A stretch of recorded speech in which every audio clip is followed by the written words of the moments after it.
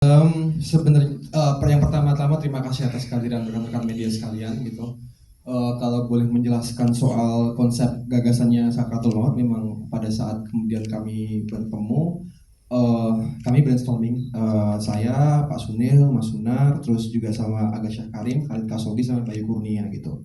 Dan kita memang pada saat itu pengen memformulasikan cerita apa sih yang memang menarik untuk kita angkat gitu.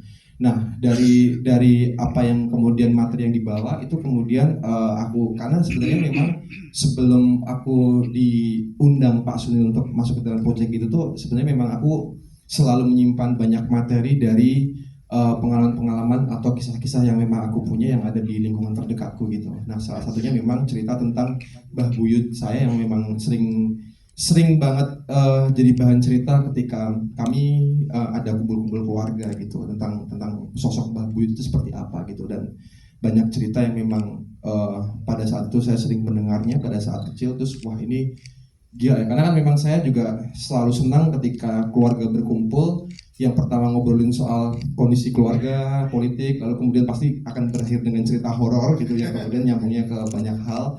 Nah, lalu ternyata memang dari gagasan yang dibawa itu sinkron dengan apa yang kemudian saya dengarkan dari kisah-kisah dari keluarga saya gitu. Lalu kemudian saya juga menceritakan ke mereka soal, oh ini konsep yang menarik karena saya cerita tentang bagaimana Mbah Buyut itu punya semacam kemampuan yang pada saat itu bisa sebenarnya tujuannya untuk bala keselamatan lah, karena memang pada saat hidup di masa penjajahan juga tidak mudah, dan apalagi kalau kita bicara soal bangsa kita yang memang leluhur kita kan memang punya ya cita-cita di zaman dulu tuh punya kemampuan-kemampuan yang seperti itu gitu. Nah, jadi dari situ kemudian kita brainstorming dari gagasan yang dipunya dari teman-teman penulis, dari saya, lalu kita kemudian mulai memformulasikan cerita gitu. Jadi kalau kita bicara roh dari cerita ini memang bersumber dari pengalaman empiris atau dari cerita-cerita yang saya dengar, tapi kemudian kita buat menjadi fiksi yang kemudian diolah sama